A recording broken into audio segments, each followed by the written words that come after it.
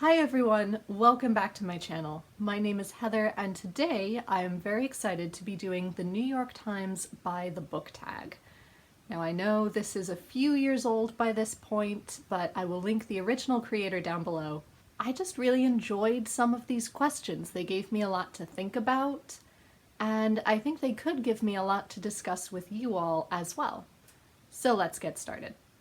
So the first question asks, what books are on your nightstand currently? And I have rather a stack with rather interesting stories behind them.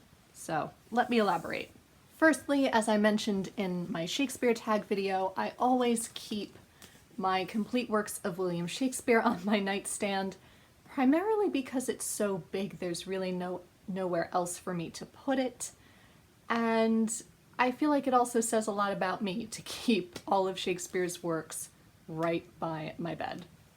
You know, just in case.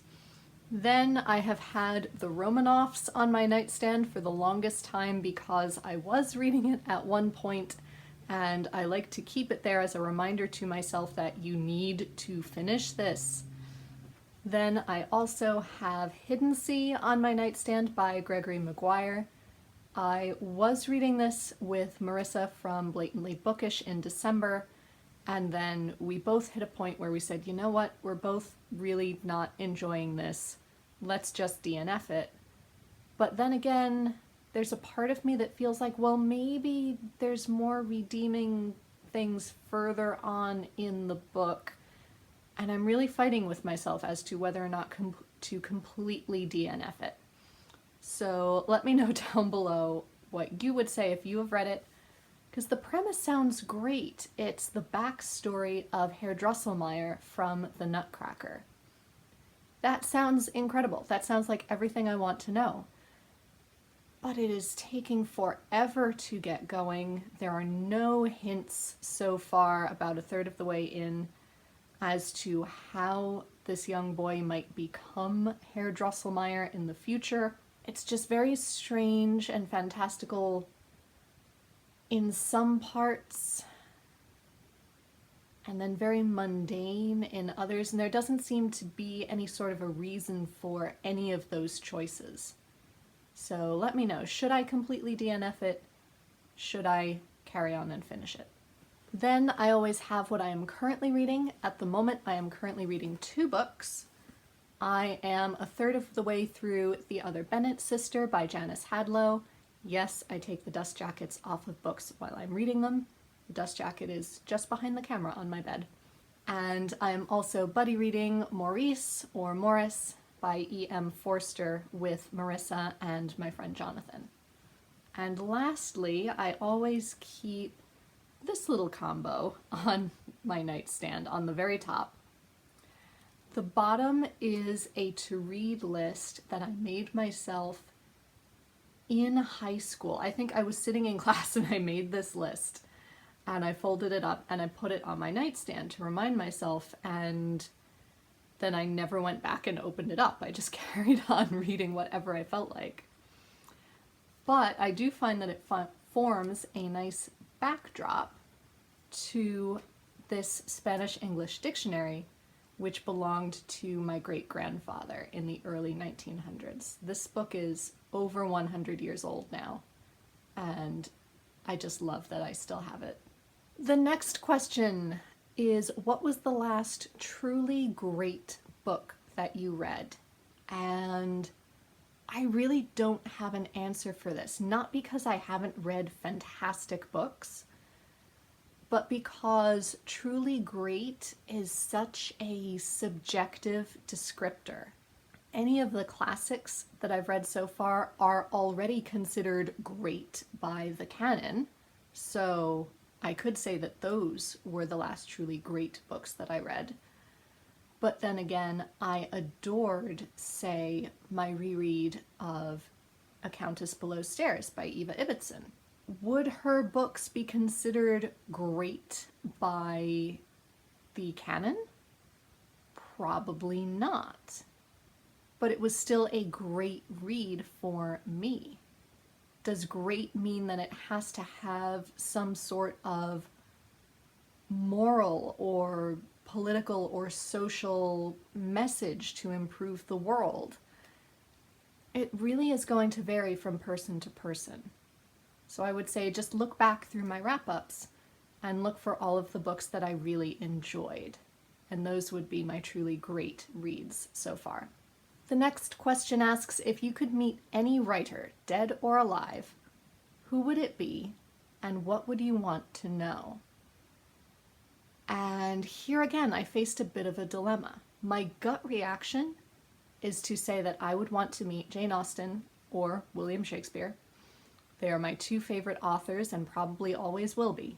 But another part of me says that part of the reason why I love those authors so much is partly due to the fact that we know so little about them already, that there's still so much to explore, not just in their work, but in their lives. And that's probably part of the reason why I find them so fascinating, not just because they write amazing works.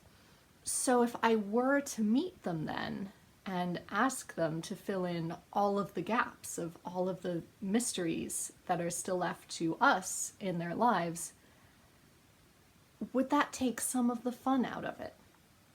I don't know. Maybe I just overthink things. Question number 4 asks, what might be a book that we might be surprised to find on your shelves?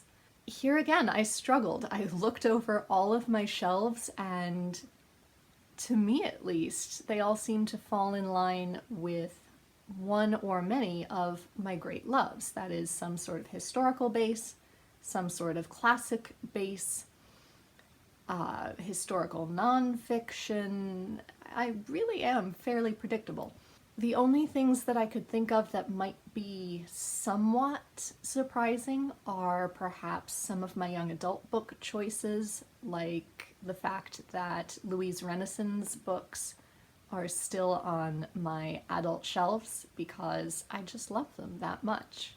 For those of you who are unfamiliar, Louise Rennison wrote 2 series. There was the Georgia Nicholson series of Angus Thongs and Full Frontal Snogging. So there were 13 of those books, and then she began to write a spin-off series about Georgia's cousin, Tallulah Riley, which began with Withering Tights. And there were 3 of those books, and I have all of them. I met Louise once, and she signed Withering Tights for me, which was just incredible, and means that little bit more now that she passed, was it 2 years ago now? Number 5 asks, how do you organize your personal library? And I will refer you to my bookshelf tour video that I did a few weeks ago. But essentially, for my fiction books, I organize them alphabetically by author. For my nonfiction books, I try to organize them according to the Dewey Decimal System as best I can. For my university books, I organize them by semester in which I read them, and then order within that class. And finally, for any large collections of sheet music, I organize them alphabetically by composer within a particular genre. And I also organize them by instrument. So I have my violin music, my vocal music, my piano music, and then my opera scores, which are sort of a combination of vocal and piano at this point. Number 6 asks, what are some books that you are embarrassed not to have read?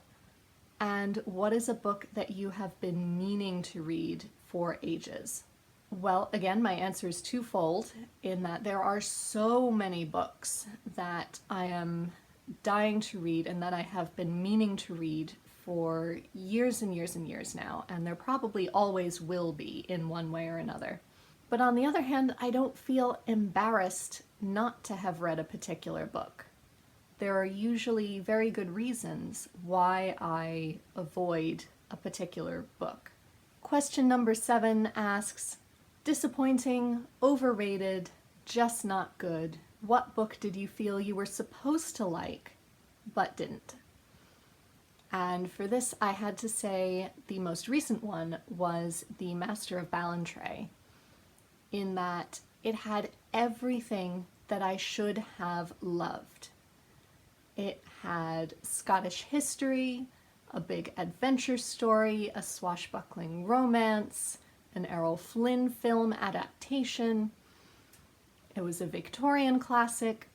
Everything combined says that I should have loved that book. But it was, even though it was very short, it was long-winded and drawn out and boring in all the wrong places. And the film was even worse.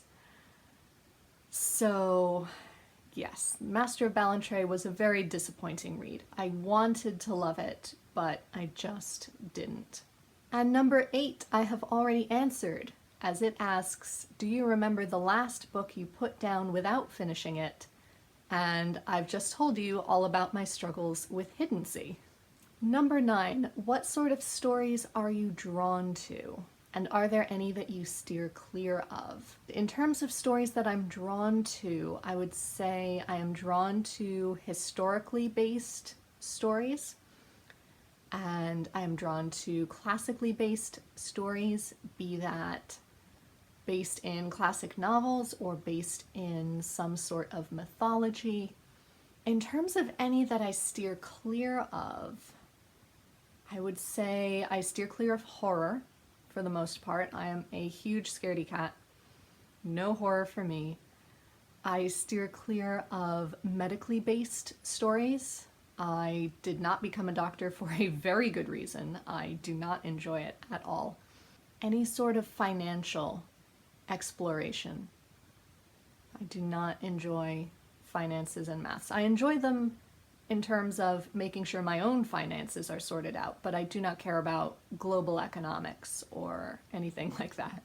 Number 10 says, if you could require the president to read one book, what would it be? And I'm going to say, let's get through the pandemic first, then we'll talk. I think President Biden has many other huge issues on his plate to take care of at the moment. And besides which, he seems pretty well read. So once we get out of all of the major crises that we're in right now, I'll get back to you on that question. And the final question asks, what books do you plan on reading next? And I always have a huge list going in my head of all of the books that I would like to read in the near future. But as for this month, once I finish the 2 books that I am currently reading, I would then like to move on to Perdita by Paula Byrne, the biography of the actress Mary Robinson, and Rainbow Valley by L.M. Montgomery, which is book 7 in the Anne of Green Gables series. So there we are. You and the New York Times, I joke, now know everything about my reading habits. As I was not tagged, I will not tag anyone either, but if you would like to do this tag, if you are new to BookTube and haven't done it before, I would encourage you to do it. And please link your videos down below, because I'd love to hear what you have to say. Also feel free to chat to me in the comments about DNFing books, other books you think I might enjoy based on what you now know of my reading tastes, or if you don't have a BookTube channel but would still like to answer some of these questions, the comments would be a perfect place. Until next time, be safe, be well, and happy reading. Bye everyone.